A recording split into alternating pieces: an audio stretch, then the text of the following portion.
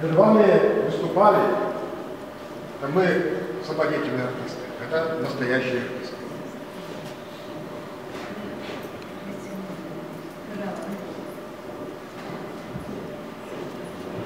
Так, кто у нас еще настоящий? Так, здесь сейчас следующее. Спасибо. По сценарию дальше у нас будет свободный микрофон, то есть каждый сможет высказаться. В то же время, кто у нас куда спешит?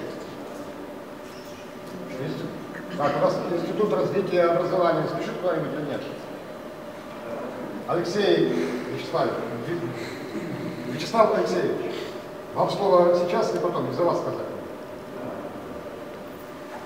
Идею слова об учителе в интернете поддержал развитие образования. Слово предоставляется зам ректора, проректору по научной работе Марине Анатольевне Габовой. Правильно все сказать? Ну, не совсем. Проректору по образовательной деятельности. Прошу простить. Мы приветствуем всех, кто сегодня собрался в этом зале. Конечно, каждый из нас помнит своего учителя. Первого учителя наверняка каждый запомнил на всю свою жизнь.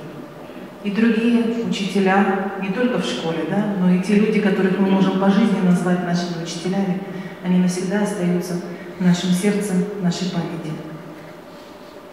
Мы благодарны Константину Викторовичу за то, что он смог организовать действительно такое серьезное мероприятие, собрать всех нас в этом зале, запустить такую серию видеороликов в группе ВКонтакте. Да, наверняка многие из вас участвовали в этом, тоже записывали свои выступления.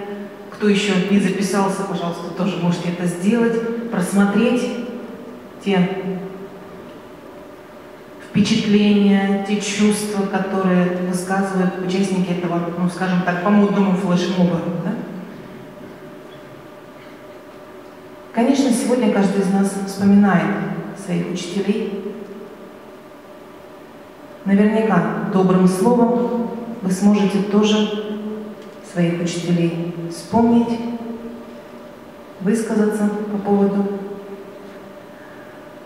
Мне бы хотелось вспомнить свою учительницу, не совсем первую, скажем так, вторую учительницу, да, когда я перешла уже в другую школу. Это тоже было начало. Галина Александровна Сорбачева. Школа номер 3, город Сыктывкар.